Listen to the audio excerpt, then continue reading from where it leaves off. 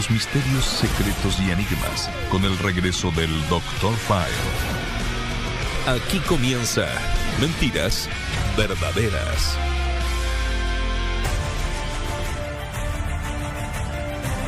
Claro que sí, muy buenas noches, bienvenidos. Es Mentiras Verdaderas que está en el aire, totalmente en vivo y en directo esta noche de jueves. Segundo episodio tras el regreso de nuestro buen amigo, el Dr. File. Qué gusto tenerlo por acá, doctor, nuevamente. Y hoy con un tema apasionante. ¿Será que somos testigos, nuestra generación, usted, yo, nosotros, de momentos bíblicos, momentos proféticos? ¿Es el juicio final a la iglesia lo que estamos presenciando?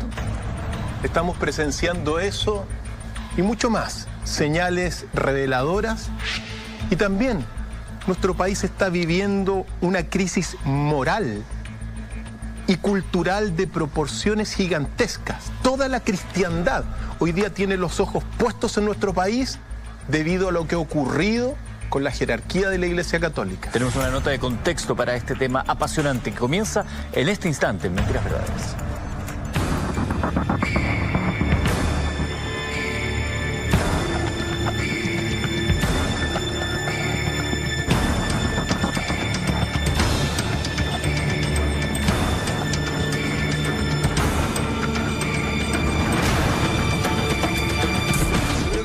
Mucho de la gente, de la confianza de la gente, y han utilizado su autoridad para abusar. Nosotros, como creyentes y cristianos, ya desconfiamos, ya no hay confianza en ellos. Y que esto no es de ahora, es hace mucho tiempo, esto se viene arrastrando muchos años. Se perdió la credibilidad de la iglesia. Necesitabas que te acogieran, que te cuidaran, pero al contrario, te encontráis como con un enemigo. Siempre he discutido con los curas que debería ser casado, porque son hombres igual que nosotros. Que reconozcan su error, su falta y que paguen. Que los juzguen como laicos, como personas normales.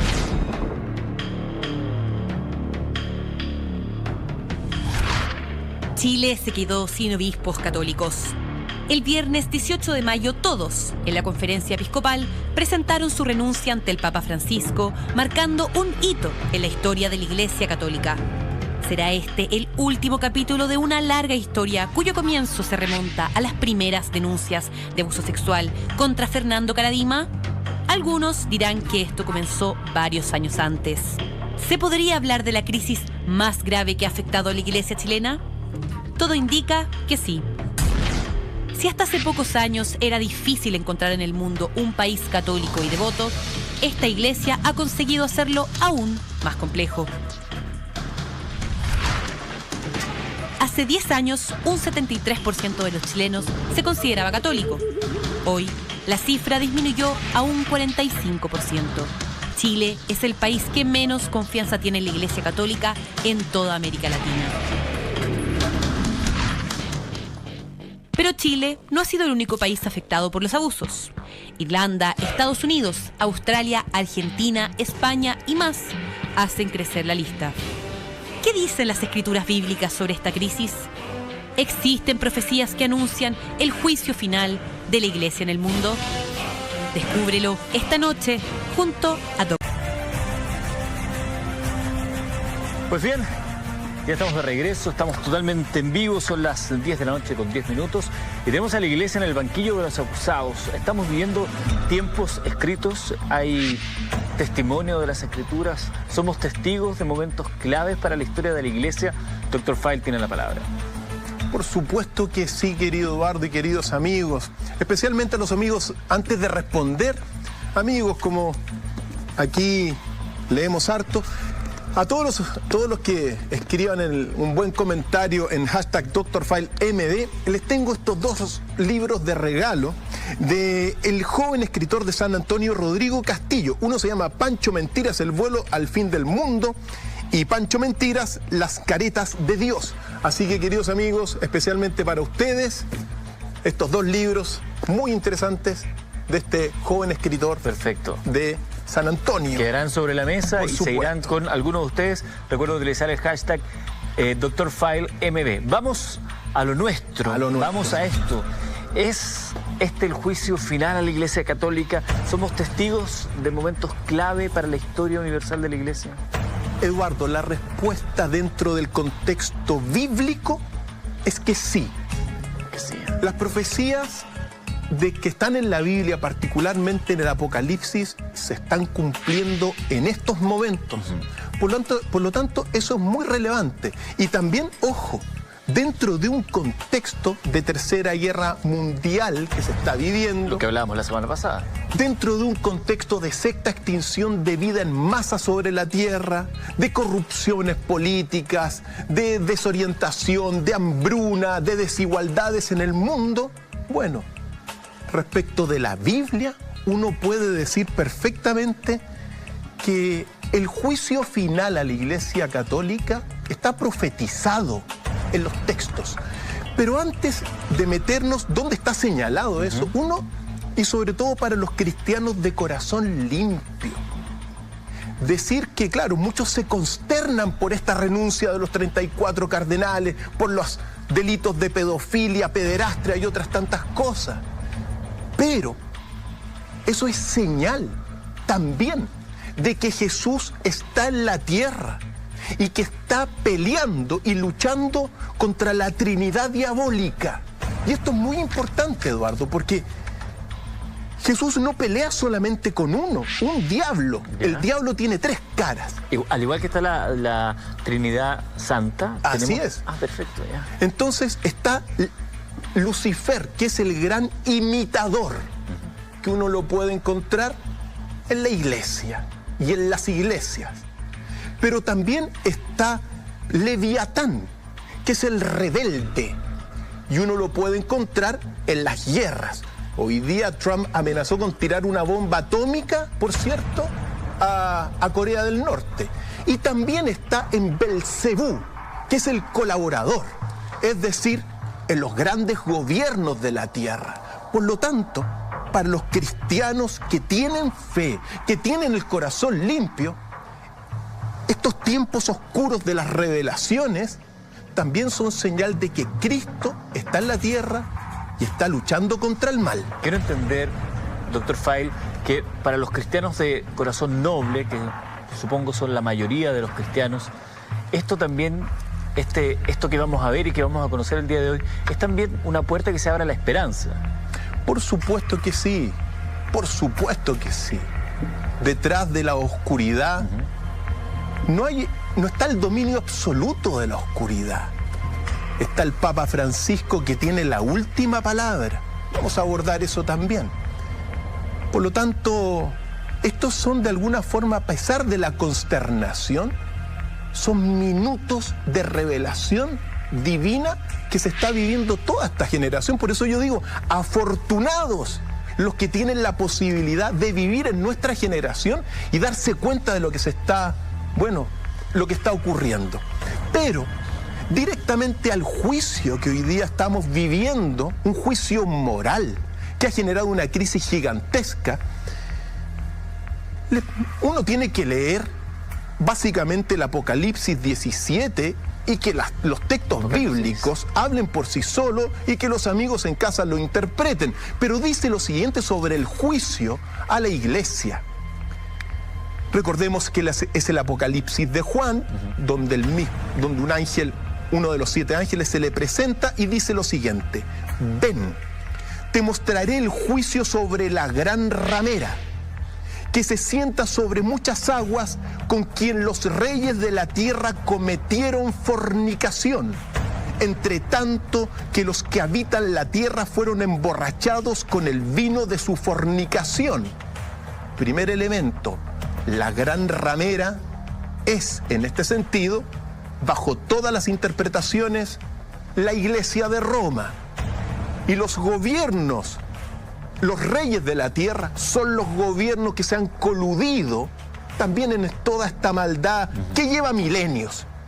Después, y alcancé a ver a una mujer sentada sobre una bestia salvaje de color escarlata, que estaba llena de nombres blasfemos y que tenía 7 cabezas y 10 cuernos. Y la mujer estaba vestida de púrpura y escarlata y estaba adornada con oro y piedras preciosas y perlas. Y tenía en la mano una copa de oro que estaba llena de las cosas repugnantes y de las inmundicias de su fornicación. Cuando uno habla de 7 cabezas, las 7 colinas de Roma. Importantísimo, porque esto es lo que se está viviendo. Un juicio tremendo, pero anunciado. Por eso hay que estar de alguna forma atentos a las revelaciones divinas. Y también, muy cortito porque es mucho más largo, dice: y sobre su frente estaba escrito un nombre, un misterio: Babilonia la Grande, la madre de las rameras y de las cosas que repugnantes de la tierra. Y vi que la mujer estaba borracha con la sangre de los santos y con la sangre de los testigos de Jesús.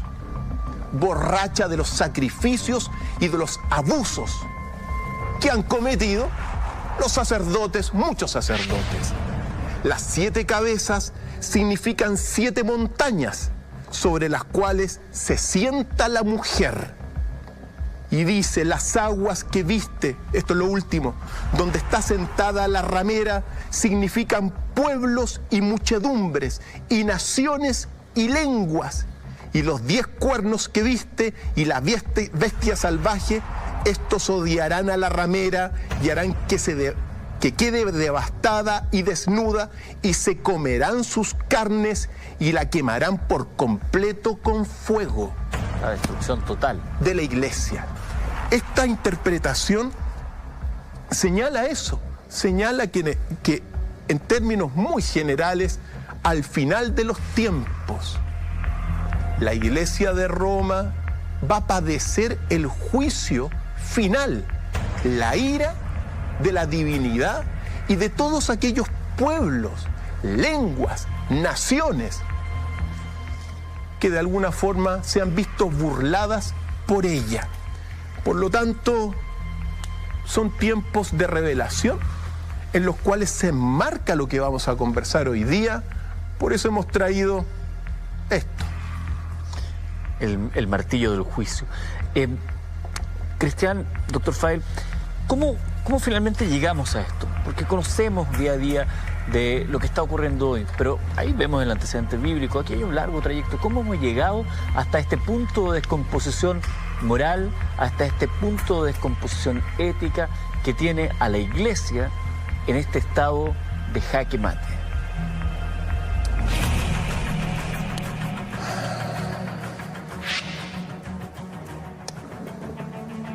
Eduardo, las cifras son catastróficas de la iglesia. Las cifras de abusos uno las tiene que señalar para darse cuenta a la dimensión que se ha llegado. La pedofilia, mira, los números de los abusos de la iglesia evidentemente no son exactos, pero sobre la base de fuentes fidedignas, particularmente de una editorial que se llama Ediciones B, junto con otra serie de investigaciones, uno ha podido llegar a ciertas cifras de esta cosa que es aberrante, que son los abusos. Y uno tiene que decir lo siguiente, va a aparecer aquí pronto las cifras con mucha más claridad, pero de los 420.000 sacerdotes dentro de la esfera católica, 5.300 son obispos, 415.000 sacerdotes. Pues bien, las estadísticas señalan que el 95% de estos se masturba o se han masturbado. Como vemos en la gráfica. Como vemos en la gráfica. El 60% mantiene relaciones sexuales de modo habitual. El 60%. Así es. El 60%, y son cifras referenciales, ¿ya? Ahora, por cierto, dentro de este 60% que mantiene relaciones sexuales habituales, el 12% lo hace con niñas menores de 14 años. El 14% con niños menores de 14 años. El 21% con adultos varones, es decir, actos de homosexualidad, y el 53% con adultos mujeres. De ese universo del 60% de relaciones sexuales que vemos en la otra. Efectivamente. Ahora, el 26% soba a menores. O, como se decía, les tocan las piernas, claro, muchas veces. Relaciones deshonestas. Algo bastante habitual en muchas partes. El 20% realiza prácticas homosexuales. El 12% es exclusivamente homosexual. Y según estos estudios, el 7% comete abusos sexuales graves contra menores. Tremendo. Esos son las ¿Podemos repetir cifras. la fuente, por favor, de estas cifras para que nos quede claro a todos? Por supuesto. Primero uno tiene que decir algo claro. Los números no describen la realidad. Por supuesto. Los números son referencias para hacerse una imagen. Las cifras que acabamos de ver son fundamentalmente de investigadores de Ediciones B de Barcelona, y yo las he corroborado también con otras investigaciones, pero no las voy a nombrar porque son muchas. Perfecto. ¿Ya?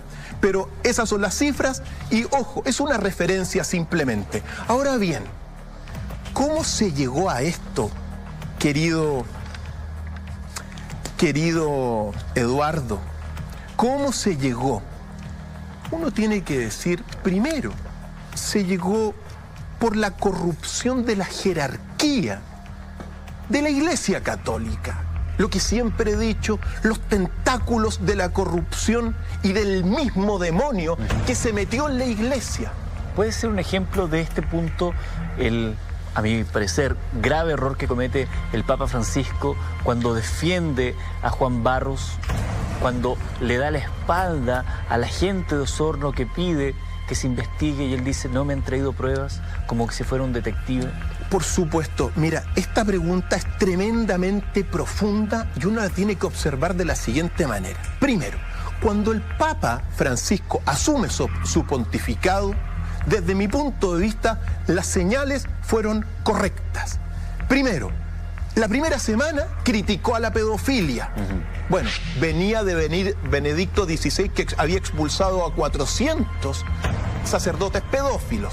Pero él, la primera semana, perfectamente me acuerdo, denunció la pedofilia y la criticó. Después, defendió a la homosexualidad, otra cosa muy relevante. Y lo tercero, entre muchas otras cosas, escribió la encíclica Laudato Si, que es la primera encíclica de carácter medioambiental que se ha escrito en la historia de la Iglesia. Por lo tanto, las señales que estaba dando Francisco, el primer papa de nuestro continente, desde muchos aspectos, aunque dolía la ortodoxia, evidentemente la ortodoxia, la jerarquía, estaban más o menos en un camino que era consonante con los cristianos de corazón limpio, ¿ya? Pero todo esto se derrumbó cuando llegó a Chile, querido Eduardo. Acá empieza la debacle. Aquí comienza la crisis más profunda de este Papa y que hoy día tiene, bueno, al mundo mirándonos. Recordemos que llegamos a todas partes del mundo vía www.lared.cl. Nos están viendo desde el mismo Vaticano, desde Rusia, hasta de Corea del Norte nos están viendo. Pues bien, se desmoronó todo lo que hizo el Papa debido a que, bueno, todos saben, comenzó a defender abiertamente a Juan Barros, el obispo de Osorno, que sobre él caía una serie de denuncias ultra consolidadas. Y lo defendió con una declaración que dio la vuelta al mundo y que fue lo que significó que muchos fieles se alejaran de la Iglesia. La visita del Papa, no muchos fueron a sus encuentros. Claro, sus mensajes. Y escuchemos lo que dijo en esta defensa, que nos va a meter en algo muy relevante, que es lo que quiero hablar después de escuchar estas declaraciones que marcan, bueno, un tropiezo importantísimo de Francisco. Veámoslo.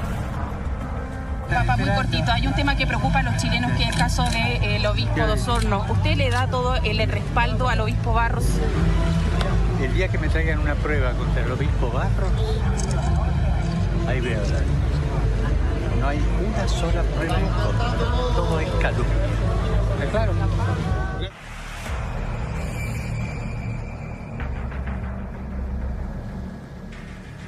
Todo es calumnia, dice. El día que me traigan una prueba contra el obispo, no hay una sola prueba.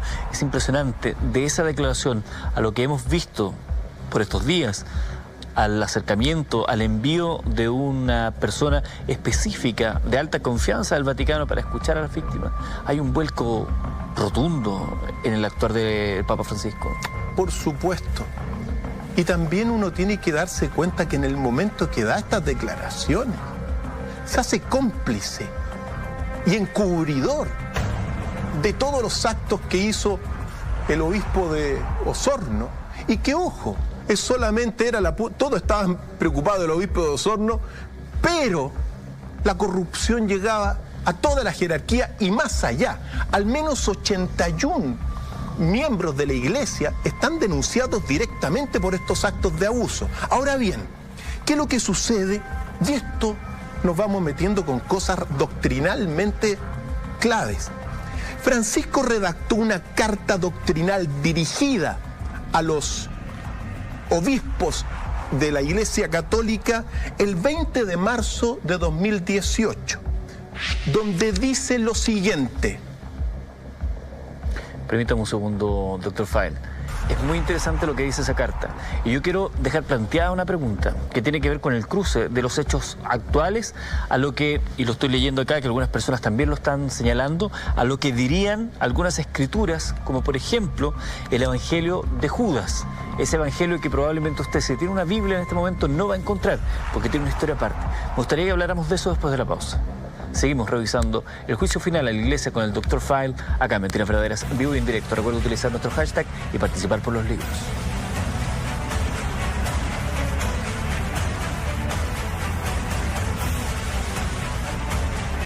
Del juicio de la iglesia, de las profecías, vamos a hablar del Evangelio de Judas y, por supuesto, entre todos aquellos que utilicen nuestro hashtag, que es Dr. Fael, DRFile, el que está ahí en pantalla, Dr. Fael MB, ahí como estamos viendo en pantalla, doctor, la palabra doctor, estaremos sorteando estos dos libros, Pancho Mentiras, Las Caretas de Dios, y Pancho Mentiras, El Vuelo al Fin del Mundo, de Rodrigo Castillo. Dr. Fael, le había dejado planteado esta situación a propósito de las declaraciones del Papa Francisco y cómo podemos ligar esto que está ocurriendo hoy, que nos toca directamente a nuestro país. Acá en Chile comenzó esta debacle, según sus palabras, y cómo lo podemos ligar con escrituras. Partíamos con la Biblia, pero también el Evangelio de Judas. Usted quiere entrar al tiro en el Evangelio de Judas. Me gusta el Evangelio de Judas. Pero antes quiero decir lo siguiente, porque habíamos quedado, acuérdate, Eduardo, en la declaración donde Francisco defiende exactamente al Papa. Y el Papa redacta una carta doctrinal a los obispos de Chile que dice lo siguiente, queridos amigas, estos son textos del Papa Francisco en un pasaje. Reconozco, y así quiero que lo transmitan fielmente, que he incurrido en graves equivocaciones de valoración y percepción de la situación, especialmente por la falta de información veraz y equilibrada. Esto tiene dos aspectos donde uno se tiene que detener.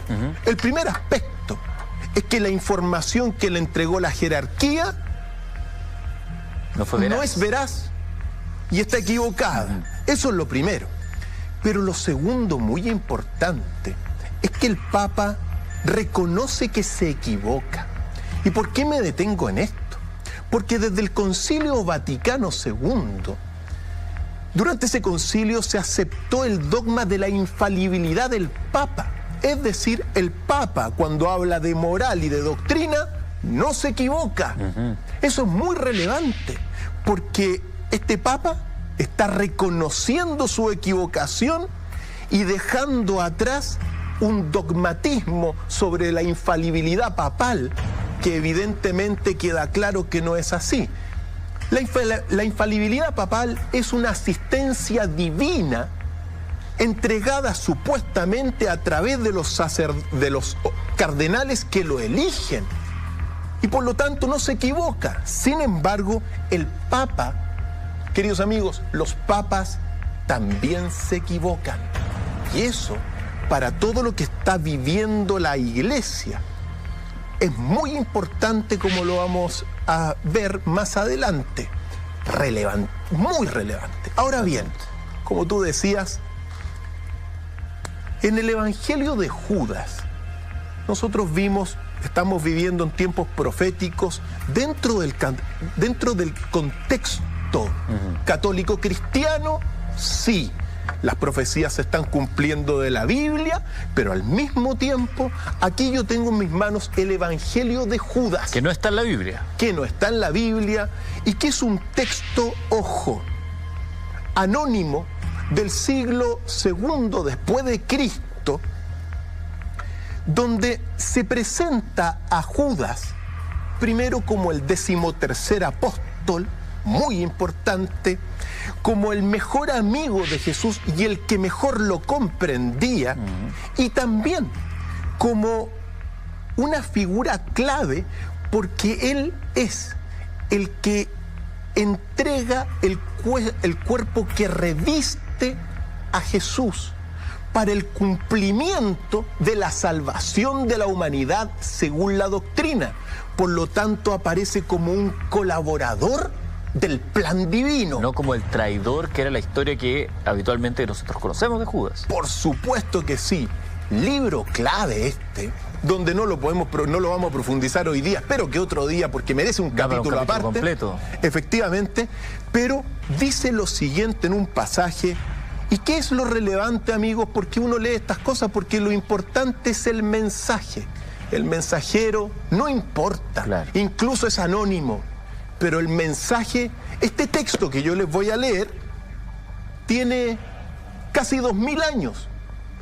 Y en un pasaje... Y que, perdón, casi 2000 años, pero que además es de un descubrimiento reciente, estos de los años 70, ¿no? Por supuesto que sí. Son todas las... Bueno, forma parte de todos los evangelios que se han ido descubriendo a partir de 1945 y que también dan el contexto de esta nueva venida del mensaje de Jesús que fue borrado durante 2000 años. Esto fue perseguido, quemado, y tenemos un texto que les voy a leer, un pasaje fundamental, porque Jesús se encuentra con sus discípulos y dice: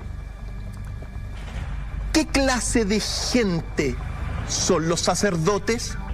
Le pregunta Jesús a sus discípulos. Ellos dijeron: algunos sacrifican a sus propios hijos, otros a sus mujeres, mientras entre ellos se honran y se humillan. Otros yacen con varones, otros cometen homicidio, otros cometen una multitud de pecados con desprecio a la ley. Y los hombres que están ante el altar invocan tu nombre, y mientras ellos se hallan inmersos en las obras de su deficiencia, se van realizando sus sacrificios. Después de decir estas cosas, los discípulos se callaron y Jesús les dijo: ¿por qué os habéis conmocionado? En verdad os digo que todos los sacerdotes que están delante de aquel altar invocan mi nombre, y en mi nombre han plantado árboles que vergonzosamente no dan frutos. Que no dan frutos. Y Jesús les dijo, les dice a los discípulos, menos a Judas: Él es el Dios a quien servís, el Dios de este mundo, y es de esta manera que usurpará mi nombre, y generaciones de gentes piadosas perseverarán con él. Comparecerán los homicidas de niños, los que yacen con varones y los que ayunan, los demás que practican la impureza y el desprecio de la ley y el error, y aún los que dicen: nosotros somos iguales a los ángeles. Pero el Señor es el Señor que está sobre el universo, el que dictamina: en el último día serán avergonzados. Perdón, doctor, es que de reojo, mientras escuchamos esto, yo estoy mirando también lo que la gente va comentando a través del hashtag DrFileMB y pedían si podía repetir la última parte desde cuando señala que aquellos que yacerán con varones, porque ahí es bastante severa la cita de este Evangelio de Judas. Lo menciona en dos partes. Al principio, cuando lo dicen los mismos discípulos, claro, describiendo a los sacerdotes de hace 2000 años atrás, o al menos 1850 años atrás. Algunos sacrifican a sus propios hijos, otros a sus mujeres, mientras que ellos se honran y se humillan. Otros yacen con varones, otros cometen homicidio, otros cometen una multitud de pecados con desprecio a la ley e invocando tu nombre. Y en la última parte lo señala Jesús según este Evangelio. Los homicidas de niños, los que yacen con varones y los que ayunan, los que practican la impureza y el desprecio de la ley y el error, y aún los que dicen nosotros somos iguales a los ángeles. ¿Y qué es lo relevante y profético, querido Eduardo y amigos en casa? Pero es el Señor que está sobre el universo, el que dictamina: en el último día serán avergonzados. Y hoy día están siendo avergonzados frente a todo el mundo, no solamente la jerarquía de la Iglesia Católica chilena, sino que otras jerarquías también de la Iglesia. O sea, podríamos estar circunscritos dentro de este último día que señala este Evangelio. Por supuesto que sí, por supuesto que sí. Por lo tanto, el mensaje es claro. Estamos viviendo tiempos de revelaciones para el cristianismo, tiempos divinos y tiempos de la presencia de Jesús en la tierra, queridos amigos. Así que quiero plantear algo a la luz de lo que hemos venido escuchando. ¿Es, Dr. File, el celibato, esto que tanto se ha hablado, es el celibato realmente la causa de la perversión que hoy conocemos de algunos sacerdotes?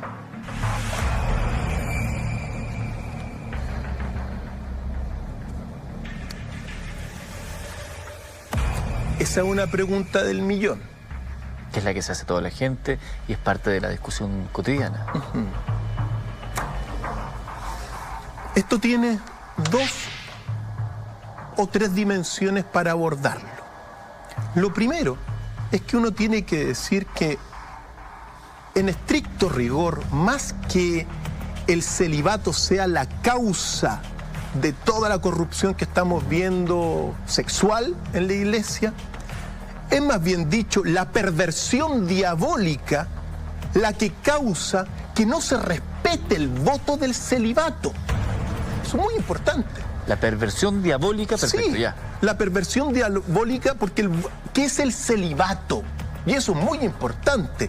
El celibato es una promesa mediante la cual, por un alejamiento de los placeres terrenales, la persona que toma esa promesa logra la salvación espiritual.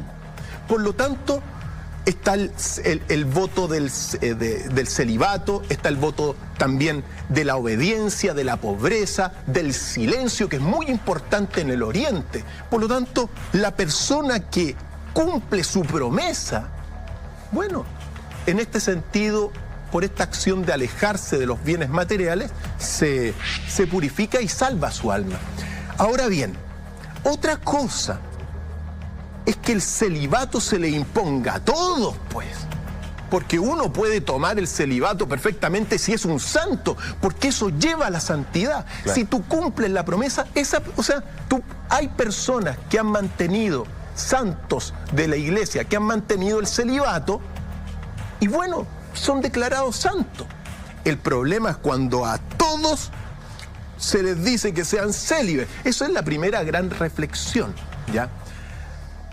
Podría uno pensar por qué no le hacen opcional el celibato. Claro, que sea como una ofrenda personal ante la fe. O exenciones, pero lo imponen a todos.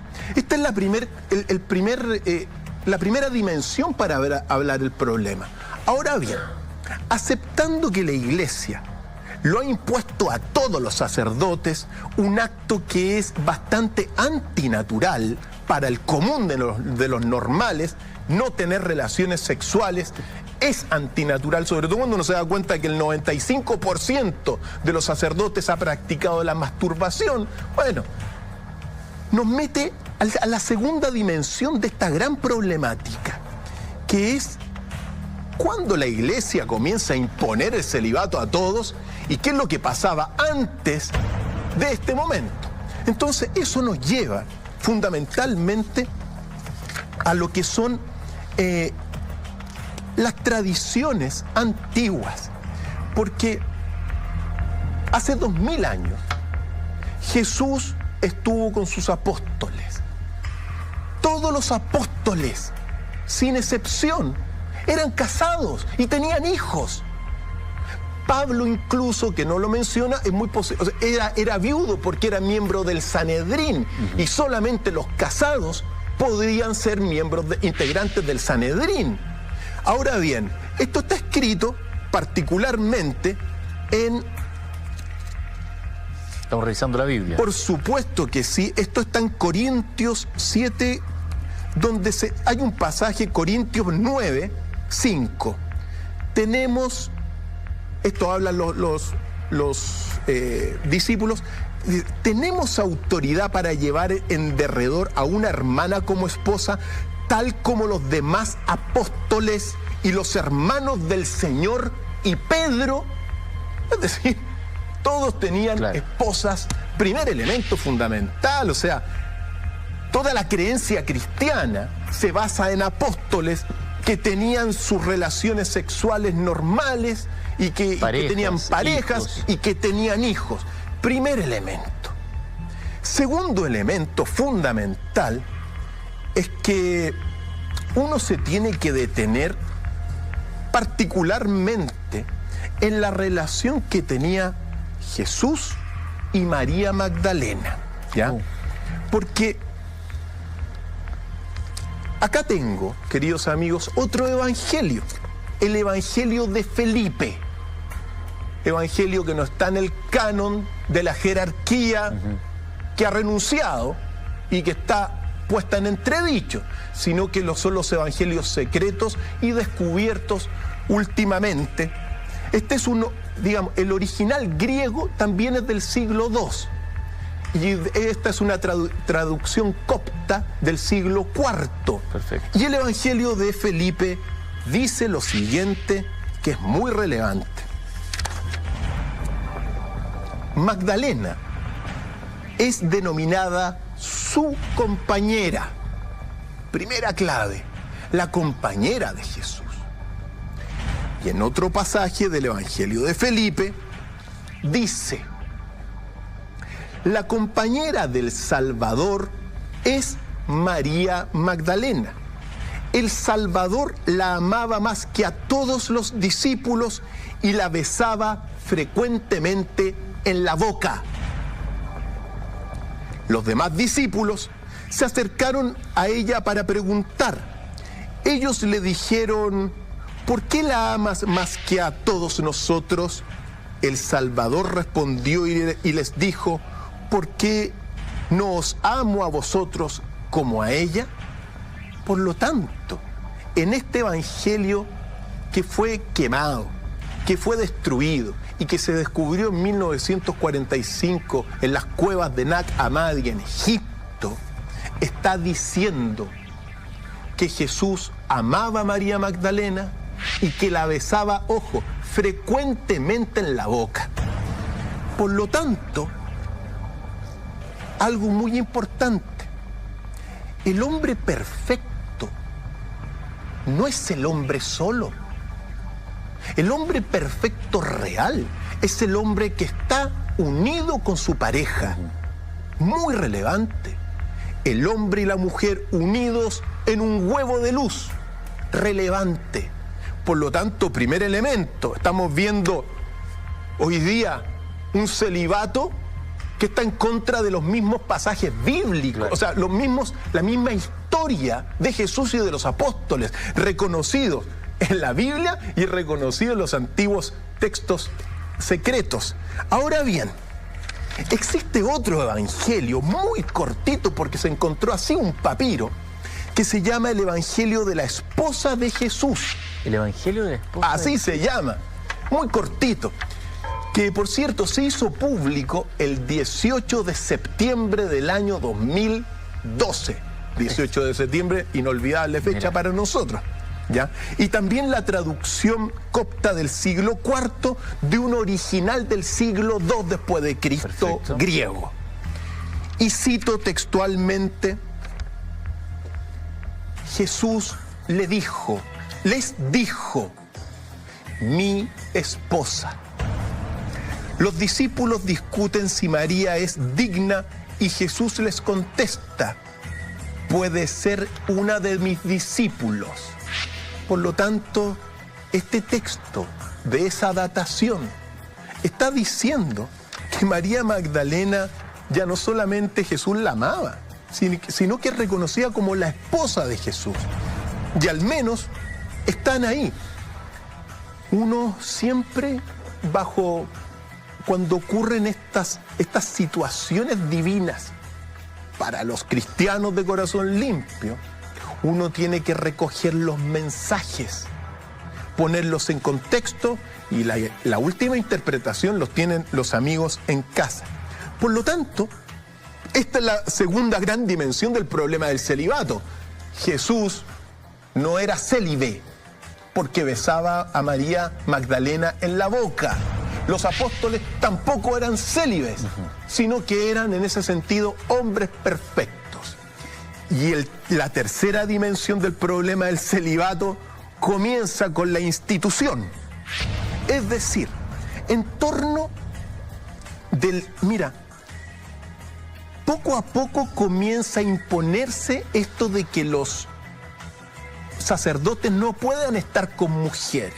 Particularmente comienza en el concilio de Elvira del año 306, donde todo sacerdote que duerma con su esposa la noche antes de dar misa perderá su trabajo. Primer elemento. Perdón, este año que lo acabo de notar, año 306, sería el primer antecedente que habla de la imposición del celibato como una estructura, una forma de ser de esta iglesia. Es la antesala, porque exactamente en el año 325, en el concilio de Nicea, se decreta que una vez ordenados, los sacerdotes no pueden casarse, por lo tanto, de esta forma, con otras cosas, se proclama el credo de Nicea. Borra todos estos evangelios, los persigue. A lo que escribían en estos evangelios se les tiraba por las montañas para abajo.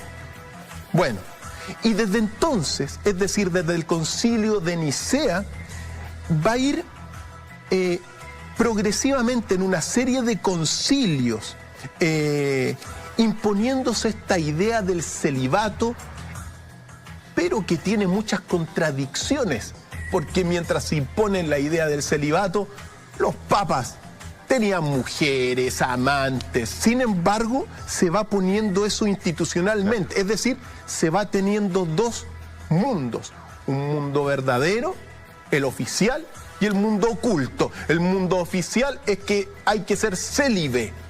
El mundo oculto, todos tenían hijos, etcétera, amantes. Se prostituían. En Roma había prostíbulos, por cierto, para los sacerdotes de la época. Sin embargo, uno tiene que mencionar, querido Eduardo, algunas cosas que son relevantes porque tienen que ver con el menosprecio de la mujer. Con el menoscabo de la figura femenina, por supuesto. Claro. Y eso tiene que ver, por ejemplo, con San Agustín, del 401, un santo de la iglesia fundamental doctrinalmente, pero dice textualmente aquí en las confesiones de San Agustín que tengo aquí en mis manos, texto del siglo III o IV. Dice a San Agustín, porque recordemos que San Agustín fue un súper pecador que después se arrepiente Se convirtió, claro. y se convierte. Pero dice lo siguiente: bueno es al hombre no tocar a mujer. Y el que está sin mujer piensa en las cosas de Dios y en cómo le ha de agradar. Pero el que está ligado con el matrimonio piensa en las cosas del mundo y en cómo ha de agradar a la mujer. Y también dice en otro pasaje, las confesiones de San Agustín son tremendas: nada hay tan poderoso para envilecer el espíritu de un hombre como las caricias de una mujer. Qué increíble, ¿eh?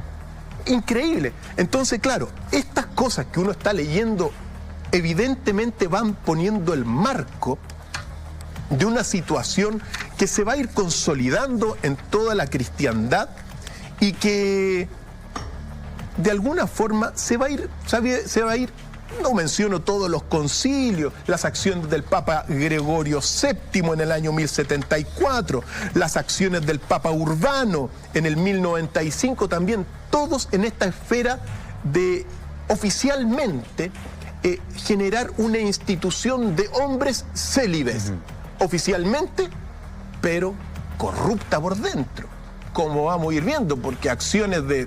está llena. Claro. Perdón, hemos visto aquí algunos antecedentes históricos, pero me parece que se puede establecer como un punto de inflexión, un quiebre que no solamente termina dividiendo a la Iglesia, sino que también esta forma de entender el celibato como algo antinatura, como algo pecaminoso, como algo que te desvía del camino a la santidad, lo que hace Martín Lutero en su momento.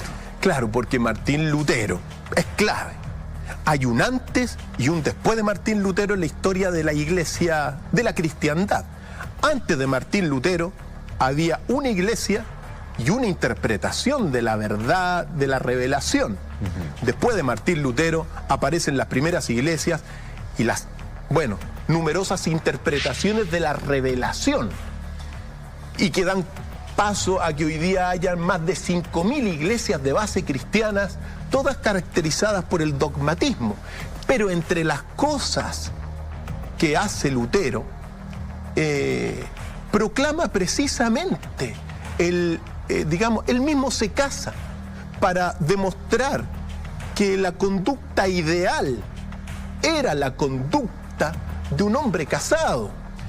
De hecho, Martín Lutero, buscando, recordemos que está Julio II en el papado, Julio II que lo que hacía era vender las indulgencias, la remisión de los pecados y en el purgatorio para financiar la construcción de la Basílica de San Pedro. Fue Martín Lutero el primero que en el 1510, cuando sale de Roma, se da vuelta, mira la ciudad de las 7 colinas y dice: esa prostituta de Roma. La ramera que hablaba. La ramera. Por lo tanto, sobre todo para el mundo reformista posterior, la ramera, la gran prostituta de Roma, era la Iglesia Católica en aquel tiempo. Entonces, ¿qué es lo que vemos? Vemos toda esta situación. Una situación donde Jesús y sus apóstoles tenían relaciones con mujeres normales, porque esa es la perfección, y muchos otros que... toda la institución que se aleja de ello.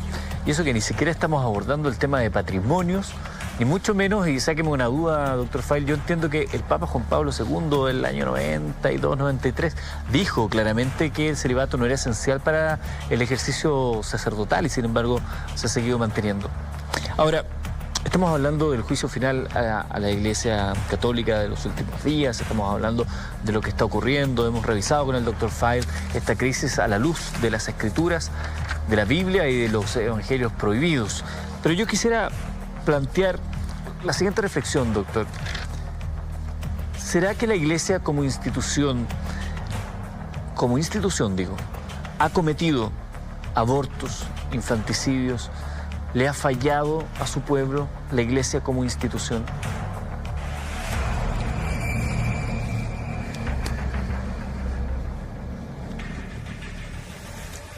Cada uno tiene una respuesta, querido Eduardo. Pero sí me gustaría recordar al menos 2 cosas sobre esa pregunta difícil.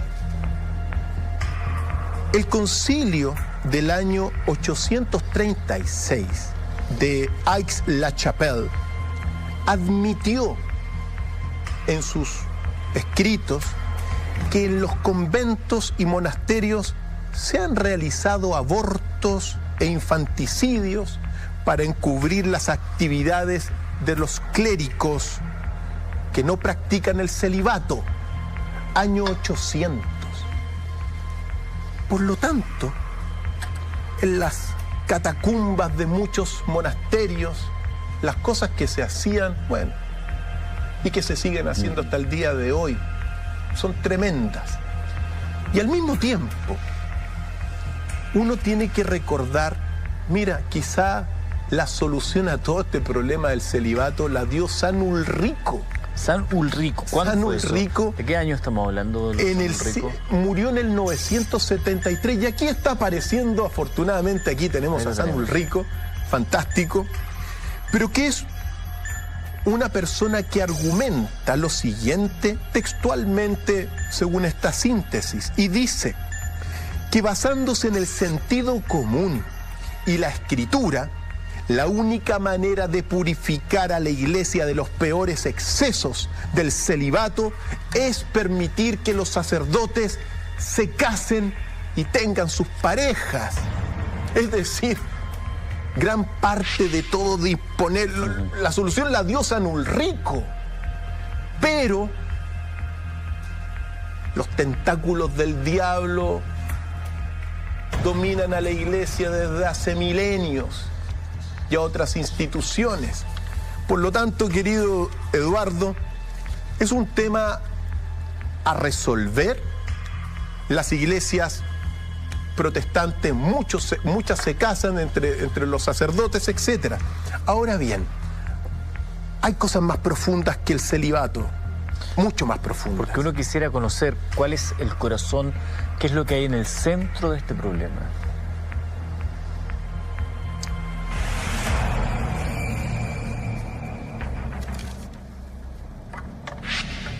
¿Cuál es el corazón del problema?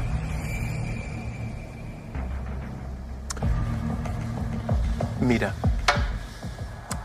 bajo los estudios e investigaciones que uno ha hecho, desde mi punto de vista de los antecedentes, el corazón del problema que se está viviendo hoy día con las denuncias de pedofilia y abusos y sacrificios de niños e inmoralidad de la Iglesia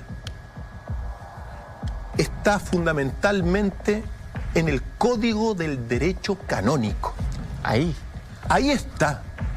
El Código de Derecho Canónico, publicado en 1983, de alguna forma protege a todos los sacerdotes de los abusos, de los crímenes, de los delitos que cometen en sus diócesis.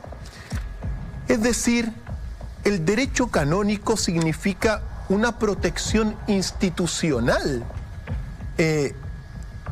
a todos los sacerdotes, donde el único que tiene la última palabra es el Papa.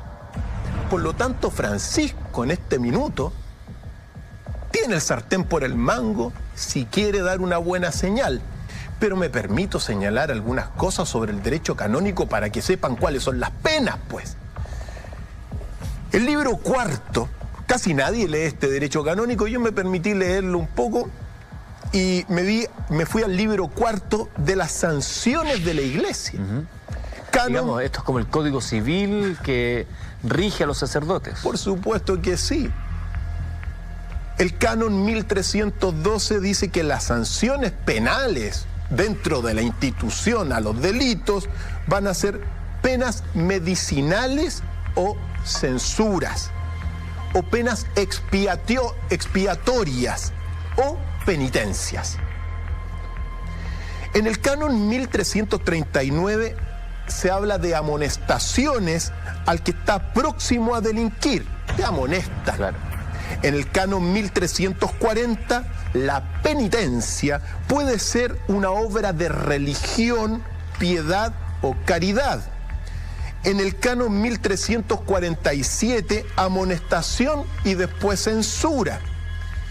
Y lo más grave, a lo que se puede exponer un sacerdote que ha sido descubierto en delito, y esto es oficiado por el Papa. Así es. Lo más grave está en el canon 1395, que es el pecado contra el sexto mandamiento del decálogo, es decir, no cometerás actos impuros. Es castigado con la suspensión, y después, si persiste, puede llegar a ser la expulsión del estado clerical. O sea, te violas a un niño y la máxima pena es que te expulsen de la iglesia.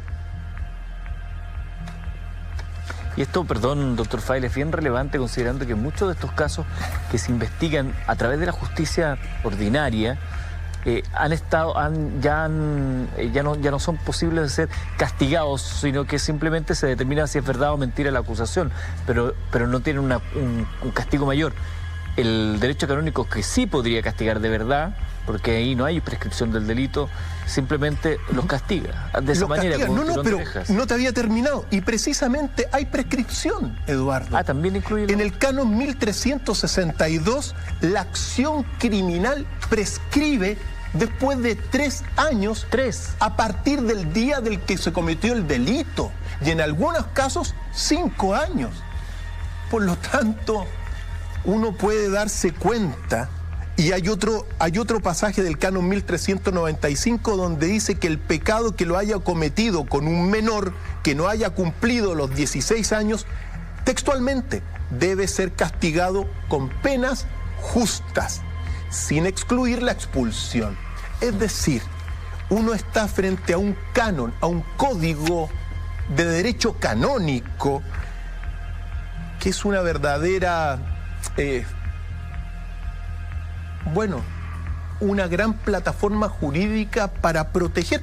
Por eso, Ricardo Esati, cuando llega después de Roma, dice, yo apliqué el decreto. Claro. Aplican esto, pues. No es severo. Entonces no es severo.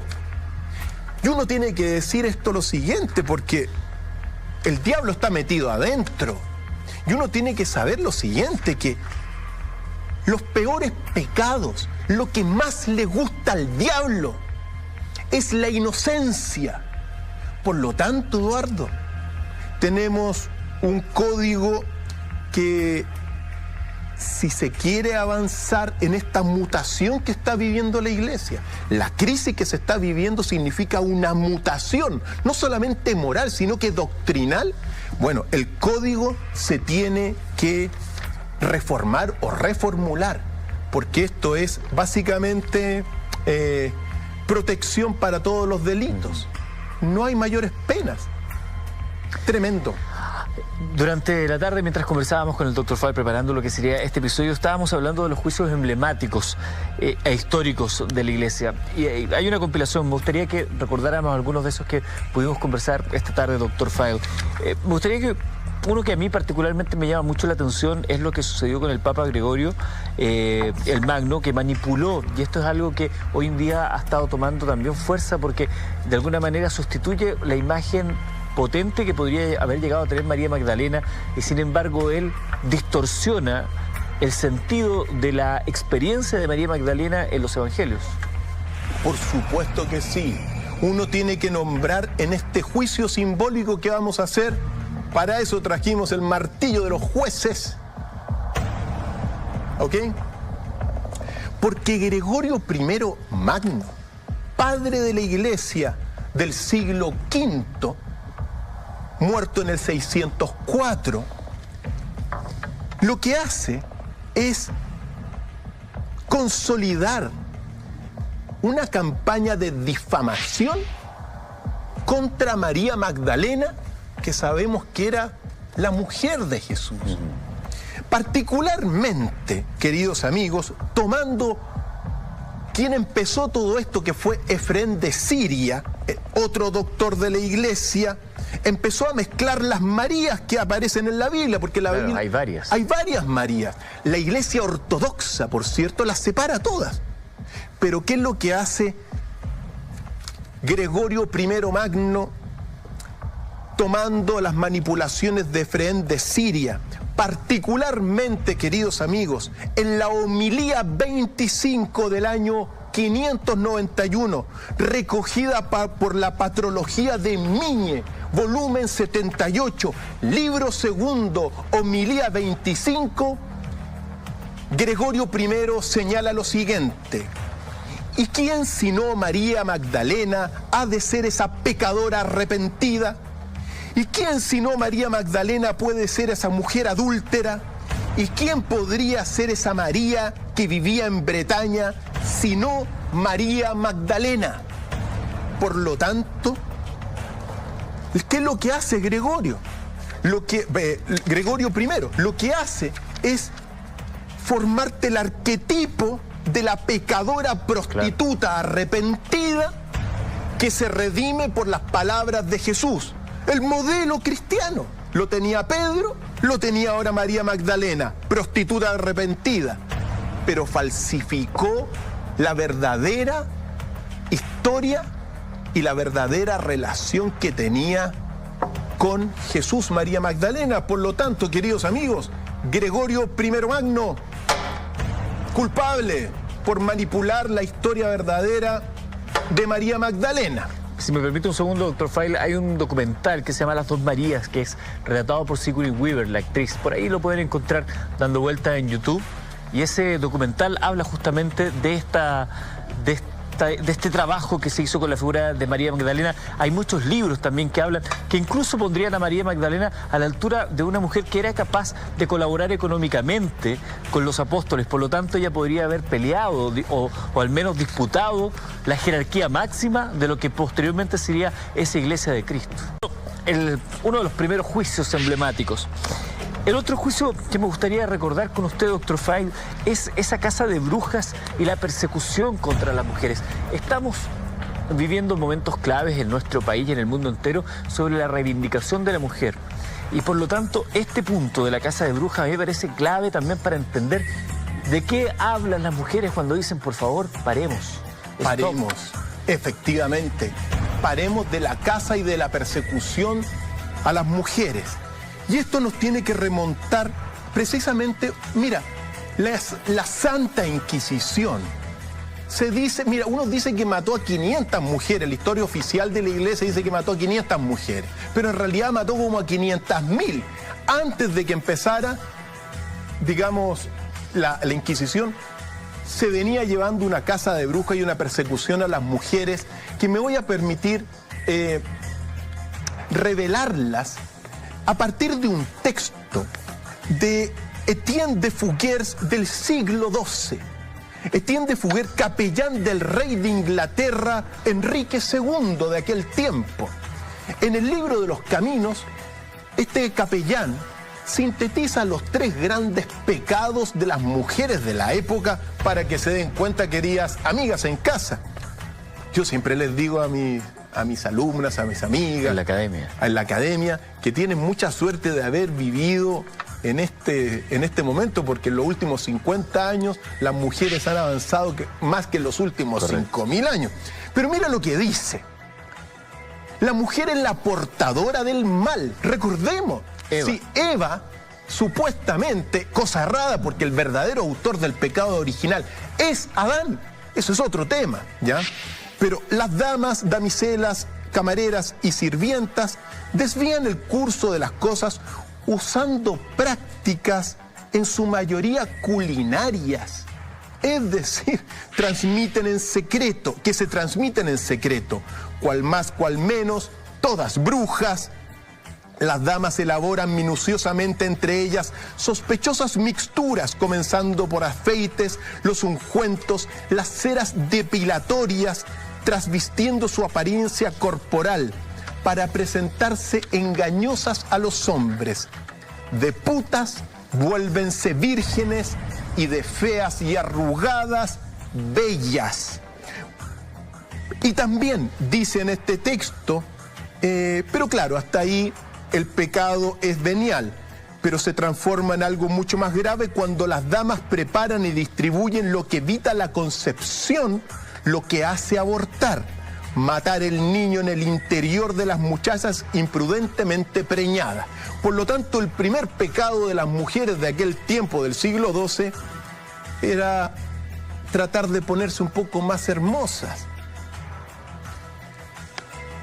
Los otros pecados son indóciles y agresivas cuando no se entregan a sus maridos que fueron impuestos por sus padres, hermanos, es decir, no se entregan, no están muy dóciles porque las obligaban a casarse. No era una decisión personal, no había libertad. Y lo tercero, para sintetizar, la principal malignidad que les atribuyen a las mujeres es la lujuria, el lamerío, es decir, como no son felices con sus maridos impuestos, buscan amantes y con ellos de alguna forma pueden ser más amables. Por lo tanto, cuando uno ve que las mujeres son perseguidas, acordemos San Agustín del 400, es decir, se formó un sentido común, doctrinal profundo también, contra las mujeres de la época, tremendo, tremendo. Por lo tanto, querido Eduardo y queridos amigos, culpable por menospreciar a las mujeres y someterlas institucionalmente y doctrinalmente. Me gustaría que ese mismo martillo lo pudiéramos aplicar para los juicios actuales, para lo que estamos viviendo hoy.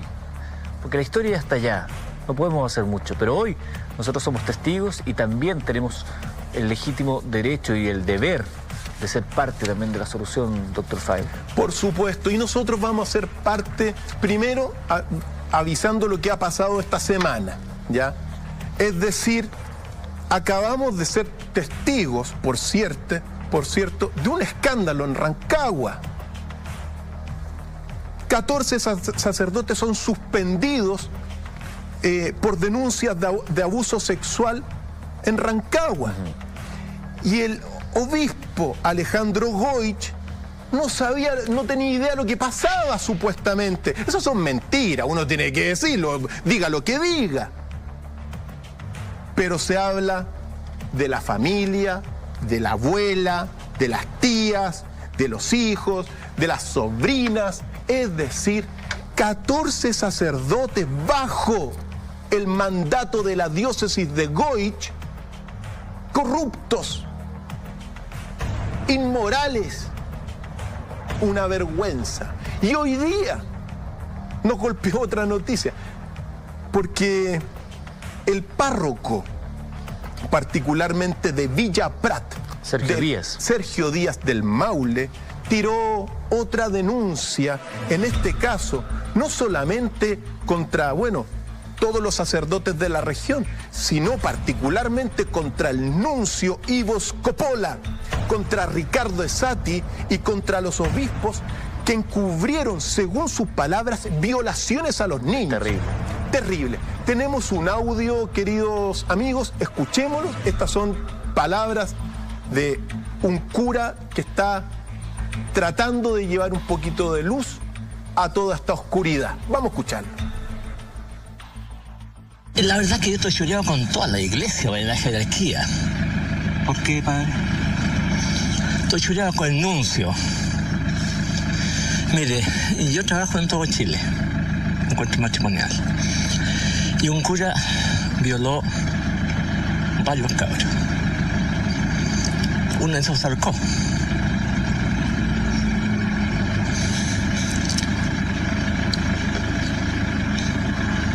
Tiene pena, padre, está emocionado. Se emociona con esta situación. Sí. Hablamos con el nuncio. Este Capolo. Esto no puede ser nuncio en Chile. Siento que es un bandido. Después de más de un año, el tipo no nos habló nunca más. El nuncio. Le entregamos todo lo que la iglesia nos pide en la anunciatura. Insistimos con los chiquillos. Y me dio cita a mí, ¿me entiendes? Me citó. Llegamos lloviendo, con frío, mojados como de uca ya. Y me llama el tipo y dice, a usted no lo recibo yo. sea, no era por mí, cura, no era por mí, es por los chiquillos que iban conmigo. O sea, ¿cómo no voy a estar herido con este anuncio? Y el Papa en confiaba plenamente. Por poner un ejemplo, chiquillos. Queridos amigos, Es tremendo lo que dice el sacerdote Sergio Díaz. Es tremendo. ¿qué dicen ustedes en casa, culpable o inocente el nuncio ante estas declaraciones? Para mí, culpable. Ok, culpable nuncio. ¿Ah? No escuchó a Sergio Díaz porque era un párroco humilde. Un párroco de corazón limpio que está tratando de sacudirse de toda esta inmundicia. Culpable. Pecar de omisión, ni siquiera investigar lo que te están diciendo cuando no es una acusación menor, es una acusación además que se viene repitiendo. Hay otros juicios emblemáticos. Voy a dejar solamente su apellido sobre su expediente, doctor Fire. Caradima. Al regreso de la pausa, seguimos hablando del juicio final a la Iglesia, lo que dicen las Escrituras y lo que estamos viviendo. Y por supuesto, la esperanza para ustedes que son el mundo católico, que están atentos a esta transmisión. Una pausa, regresamos.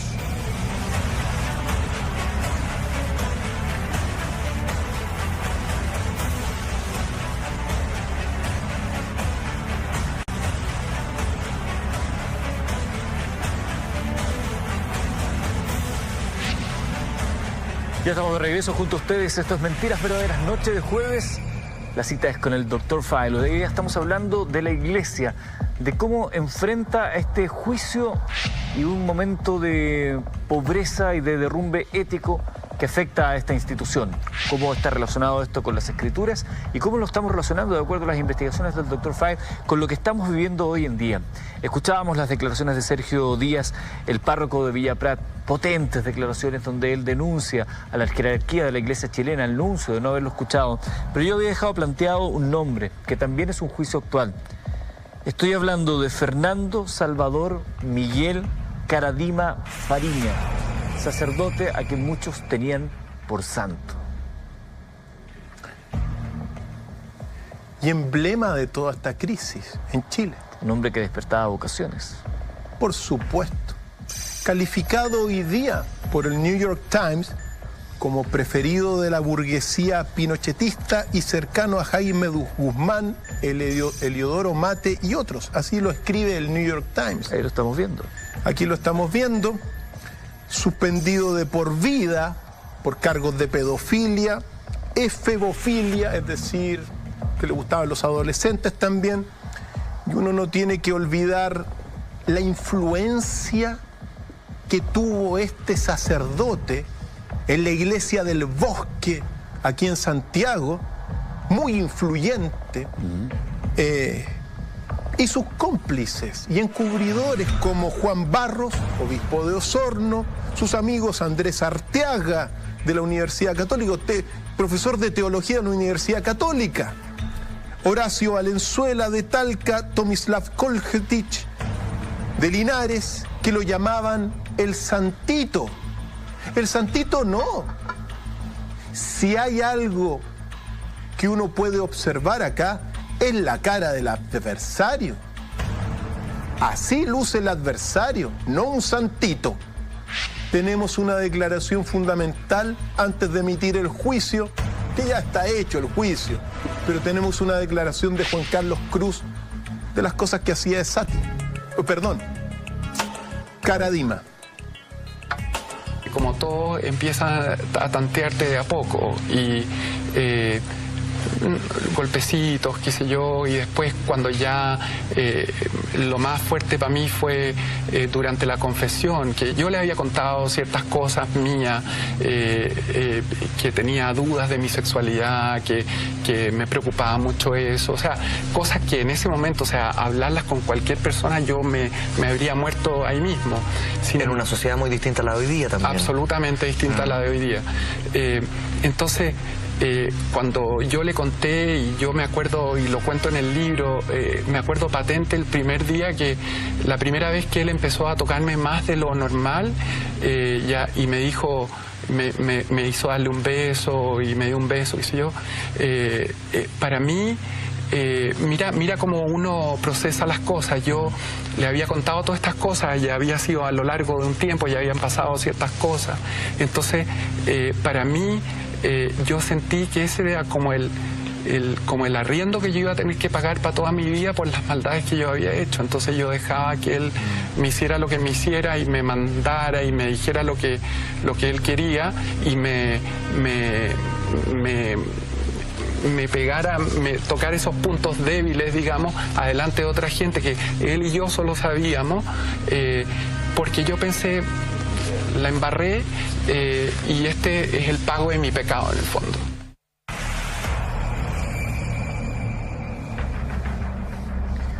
Un sujeto despreciable que, amparándose en el poder que le da la institución, utiliza las vulnerabilidades de algunos para su provecho personal. El gran imitador. Lo que hablábamos al comienzo. Lucifer se apodera de estos hombres para sus fines. El gran imitador está dentro de la iglesia. El diablo está dentro en su versión luciferina. Tentador, abusivo. Porque yo también estudié tercero y cuarto medio en colegio salesiano, en el Patrocinio. Sé lo que es tener una inocencia y enfrentarse a los sacerdotes mirándolos como si fueran buenos. Y no muchos lo son. Muchos sí, por cierto, pero los malos están en las jerarquías, como lo hemos visto. Por lo tanto, el juicio a Caradima lo hacen ustedes, ¿o no? ¿Culpable? Culpable Caradima también. Doctor File, acaba de decir algo que es clave para el siguiente juicio. Los malos, porque los sacerdotes buenos los hay por montones, trabajando en silencio en las poblaciones, probablemente con los que más lo necesitan, pero hay muchos malos que están en la jerarquía. Y dos que van a pasar al banquillo de los acusados en este momento forman parte de esa jerarquía. Francisco Javier Errázuriz y Ricardo Esati. Los arzobispos de Santiago. Yo, trabajando en prensa de Canal 13 oportunamente, estuve muchas veces con Francisco Javier Errázuriz, porque me tocaba cubrirlo mucho. Y cuando uno se va dando cuenta, después del tiempo que va pasando, cómo se fue transformando en un encubridor de todo lo que hoy día se sabe. Encubridor. Y también al mismo tiempo cómplice. Lo mismo que sucede con Esati. No hay que olvidar estas cartas que se filtraron, donde calificaban a Juan Carlos Cruz de una serpiente. Sí, pues. Entonces, ¿quién es la serpiente acá? ¿Quién es la serpiente? ¿Hasta dónde hemos llegado, Eduardo? ¿Hasta dónde se ha llegado? Tenemos una declaración de Juan Carlos Cruz sobre estos dos arzobispos de Santiago encubridores. Escuchen. Es triste ver, y la falta de humildad, porque del cardenal Errázuriz, del cardenal Esati, de Barros mismo, pero de los dos cardenales, la falta de humildad. Yo no estaba, Jimmy y José fueron a el testimonio, al interrogatorio de Errázuriz. Y lo veían a los ojos, y yo estaba pendiente y me estaban o whatsappeando o contando, y hablamos después. Y mientras Juan Pablo lo interrogaba, se notaba esta falta de humildad de estos hombres, o sea, decir que no sabían nada, que no vieron nada, cuando hay pruebas irrefutables que dicen todo lo contrario, ¿te fijas? Entonces, yo no entiendo esta cosa. Bueno, la entiendo porque sé que son seres bastante poco, digamos, cercano a lo que tienen que ser, te fijas, obispos, líderes, portadores de Jesucristo, que es lo que menos tienen, te fijas, pero esta falta de humildad de ellos, de negar lo innegable, es absolutamente triste y doloroso ver, y que no aprenden nunca, y que se paran y mienten y mienten y mienten sin parar. Yo no sé cómo nosotros podemos seguir permitiendo una cosa así, nosotros como sociedad, digo yo.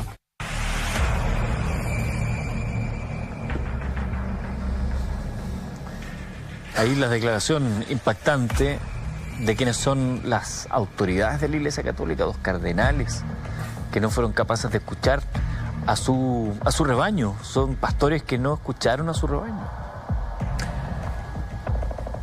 No, porque lo decía Juan Carlos Cruz, mienten, mienten y mienten. La mentira es también otra cualidad del demonio, doctrinalmente, teológicamente hablando. Entonces, ¿qué es lo que sucede muchas veces cuando el diablo se apodera de estas personas?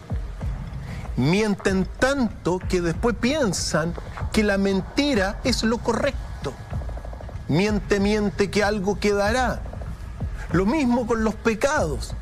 De tanto pecar, de tanto encubrir, piensan que todo está bien. Y todo esto cubierto por el código del derecho canónico. E informando equivocadamente al Papa. E involucrándolo directa e indirectamente en todas estas acciones.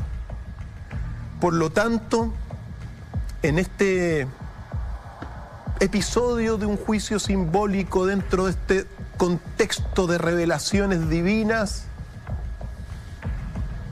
culpables por encubrir y por ser cómplice de todos los desastres que estamos viendo. Hace algunos minutos, cuando el reloj había pasado apenas las 10 de la noche y comenzábamos esta reunión con el Dr. File, mencionaba, Dr. File, cuán importante habían sido los acontecimientos acaecidos en nuestro país con la visita del Papa Francisco. Como él, desde ese minuto, marca un punto de inflexión en su actuar, un punto de inflexión que termina con un hecho inédito y que causa revuelo a nivel mundial.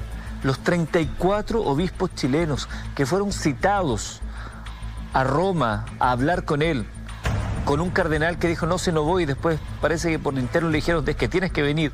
34 obispos renunciados. Es otro episodio más para un juicio crítico esta noche. Por supuesto que sí. Los 34 obispos chilenos renunciados es que están aceptando sus errores y sus pecados, primero que nada.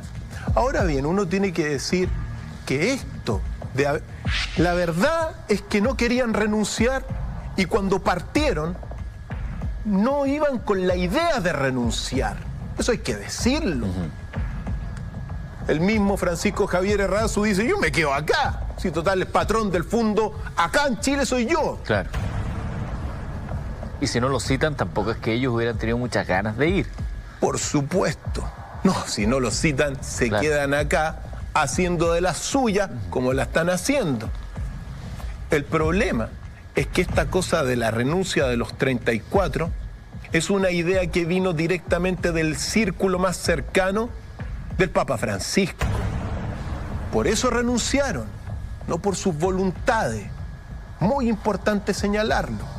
Ahora bien, detrás, mira, yo no lo voy a leer, pero detrás de estos 34 cardenales hay al menos 50 entre sacerdotes, diocesanos de Santiago, diocesanos de Punta Arena, diácono de Ancud, diocesano de La Serena, diocesano de Santiago, diocesano de San Felipe, diocesano de la prelatura de Illapel, diocesano de San Felipe, entre otros tantos, que están bajo estos obispos corruptos. Es decir, ojo, que la renuncia de la jerarquía pero es lo que está pasando en Rancagua, es decir, 14 están metidos también en esta red de perdición humana. Por lo tanto, es muy grave esto, muy grave, porque sacando a la jerarquía y juzgando a la jerarquía como lo haría Jesús en estos tiempos, en realidad el problema no se va a acabar. Pero antes de dar nuestro veredicto, queridos amigos, tenemos una pequeña declaración sobre este caso, o al menos que nos pone en el contexto de esta renuncia de 34, haciendo una especie de flashback, porque todo esto que está ocurriendo ahora, no solamente Juan Carlos Cruz, James Hamilton lo dijeron antes, sino que nosotros también lo señalamos. Las redes del diablo. El diablo domina la tierra, querido Eduardo. Acuérdate de los pasajes cuando el diablo se le presenta a Jesús y te daré todos los gobiernos de la tierra, porque el diablo es el que domina. Cuando uno habla de diablo, habla de esta potencia espiritual negativa.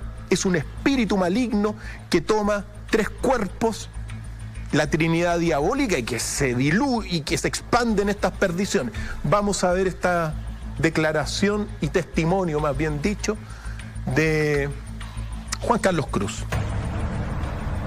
A mí me encantaría decirles, y se los digo a la cámara con toda la cara, es que dejen de mentir, que los chilenos no somos tontos, Cardenal Errázuriz, Cardenal Esati, Juan Barros, Tomislav Kolyati, Horacio Valenzuela y otros obispos, no somos tontos. Yo soy católico y creo en mi iglesia, pero no creo en las mentiras que ustedes nos llevan. Y también, si me deja, quiero aprovechar, porque no quiero darles la tribuna a ellos tanto, porque aquí, si han pasado cosas, ha sido porque las víctimas se la han jugado. Eduardo, esto es muy relevante. Cuando uno ve toda la jerarquía chilena y los más de 50 sacerdotes, diáconos que están involucrados en esta red de corrupción e inmoralidad, uno tiene que decir, antes de tomar tomando el martillo, más bien dicho, que no solamente son culpables de actos inmorales, sino que también son culpables de apostasía. Son apóstatas, son herejes y han provocado un cisma en la iglesia. Debido a la renuncia de Benedicto XVI, hoy día hay 2 papas en estricto rigor. Por la culpa de esto, por lo tanto, también pueden ser excomulgados, se les pueden quitar todos sus privilegios, expulsados de la iglesia debiesen ser también y sometidos, claro, a una justicia donde recién ahora este gobierno afortunadamente instaló la idea de que estos delitos, que son verdaderos violaciones a los derechos humanos, no prescriban nunca. Los delitos contra los niños son lo peor porque es la mano del diablo. Por lo tanto, la jerarquía entera y aquellos que están detrás de la jerarquía chilena no debiesen volver a la iglesia y debiesen estar en sus cárceles o quizá donde los jueces quieran, pero culpable, ¿ok? Voy a presentar otro nombre en la mesa, Dr. File. John O'Reilly. El favorito de la élite. John O'Reilly. Mira, aquí va a aparecer este personaje que fue sentenciado a 4 años y 1 día por el delito de abusos reiterados contra menores del Colegio Cumbres. Afortunadamente, el 21 de agosto del año 2015, el gobierno de aquel entonces revocó la residencia y será expulsado de Chile cuando cumpla la condena. Que se vaya de este país, que se exilie de este país. No merece estar acá. Está infectando a nuestro país John O'Reilly, que fue en gran medida el gran recaudador de mucho dinero. Se codeaba con toda la élite de nuestro país. con los Mate, con los Luxich, con Solaris, claro, con los Gandarillas. Por lo tanto, John O'Reilly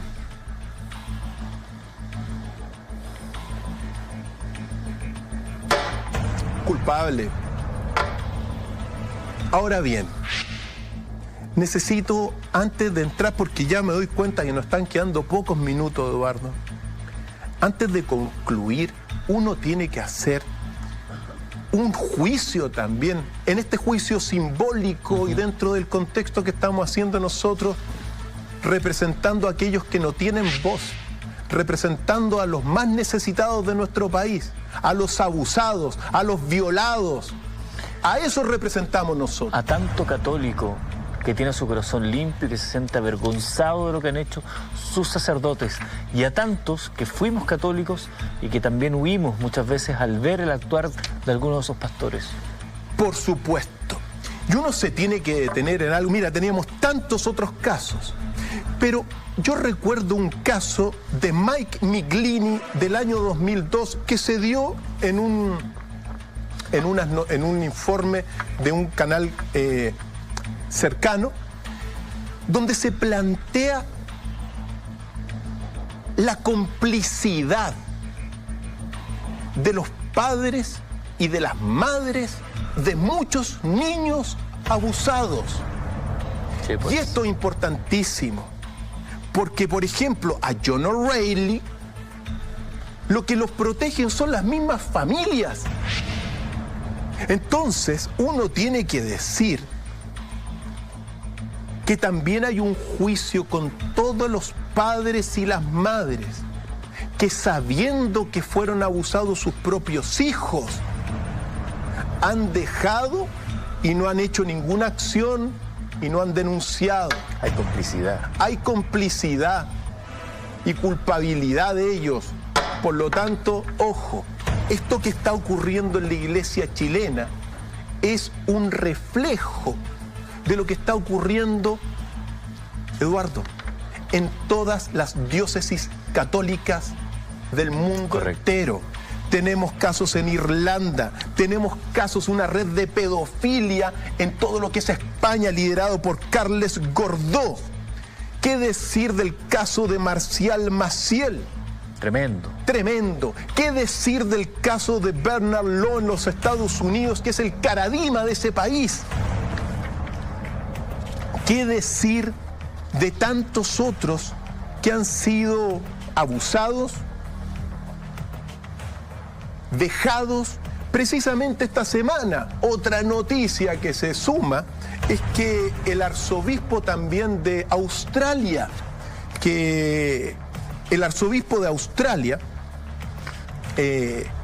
fue condenado a 2 años también por encubrimiento. Philip Wilson.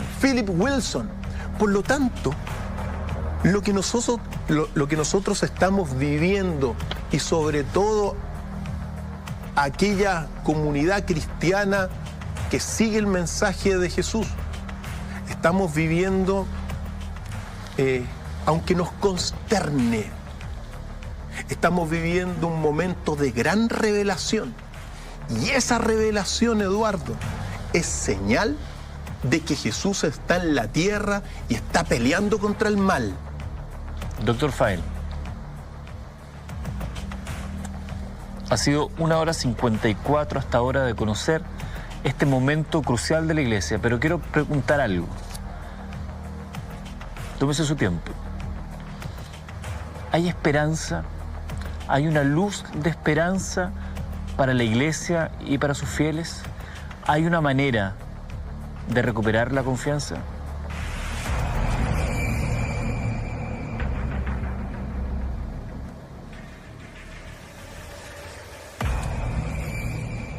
Eduardo, Chile está en el ojo del huracán hoy día. Estamos viviendo una crisis moral y cultural gigantesca. Todo el mundo cristiano del mundo, de toda la tierra, está pendiente de lo que va a hacer el Papa Francisco en este caso. ante la renuncia de todos los obispos chilenos, ¿la va a aceptar? La debiese aceptar para dar una señal. El Papa Francisco es la esperanza en este sentido de dar una señal. Ahora bien, la Iglesia está mutando, está cambiando, las creencias están cambiando. Y en este sentido, desde mi punto de vista, el Papa debe dar dos tipos de señales fundamentales. La primera señal es una señal doctrinal, es decir, los principios teológicos de la Iglesia se deben volver a pensar, se deben volver a reformular gracias a todos los descubrimientos actuales, gracias a los evangelios descubiertos ahora en 1945. Y en este sentido, doctrinalmente, el Papa debe dar una señal, por ejemplo, de enfrentar todo lo que es la teoría del Big Bang sobre el origen del universo y las consecuencias que tiene la teología. Enfrentar también todos los evangelios secretos de Jesús, calificados peyorativamente por la jerarquía corrupta de apócrifos, pero que son tan legítimos como los otros. También tiene que aceptar doctrinalmente o dar alguna señal de que el verdadero autor del pecado original es el hombre y no la mujer. Debe también dar una señal de aceptar a los homosexuales. En la isla de Pascua, los homosexuales son sagrados. No tiene nada de malo. Ahora, ¿qué tiene de malo un cura homosexual? Claro, bajo la inmoralidad para los dobles discursos, pero si tú sabes que el cura es homosexual, acéptalo así. Entonces se tiene que abrir esto. Se necesita verdad y doctrinalmente se tiene que enfrentar muchas cosas. Y el segundo aspecto es, tiene que dar señales en lo moral. Lo que necesitamos en la jerarquía son curas como Felipe Berríos, son curas como el Padre Hurtado. Hay muchos curas buenos, curas de parroquia, curas que son los verdaderos cristianos de corazón limpio. Como Sergio Díaz, a quien escuchamos. Como Sergio Díaz. Ese es el camino. Ese es el camino. Por lo tanto, hay esperanza. Y es de esperar que esta vez el Papa no se equivoque en lo que tiene que hacer. Yo agregaría solo un punto, doctor Fael, a todo lo que usted ha dicho tan magistralmente en este cierre, en este corolario de esta conversación. La Iglesia también tiene que revisar el rol de la mujer dentro de su estructura. Lo veíamos hace un rato con la canallada que han hecho con la imagen de María Magdalena. La mujer merece un espacio de igualdad también en la Iglesia Católica. No puede estar relegada al rol de monjitas. Hace muy poco hablé con una monjita que no puedo revelar su nombre. Y ella me hablaba de el asco que sentían algunas de sus hermanas por tener que atender a Caradima. Pero no podían revelarse ni podían decirlo públicamente. Pero sentían asco de tener que atender, comillas, me lo dijo así, a un viejo cochino. No puede ser, las mujeres no son sirvientas. Se lo agrego. Hay esperanza, Eduardo. Por lo tanto, hasta el próximo jueves. Hasta el próximo jueves, entre todos aquellos que han utilizado el hashtag, vamos a entregar estos libros a través de las redes sociales. Muchísimas gracias y recuerden que mañana hacemos un vuelco total y tenemos un viernes sin censura en el humor. Doctor Fael, un gusto como siempre.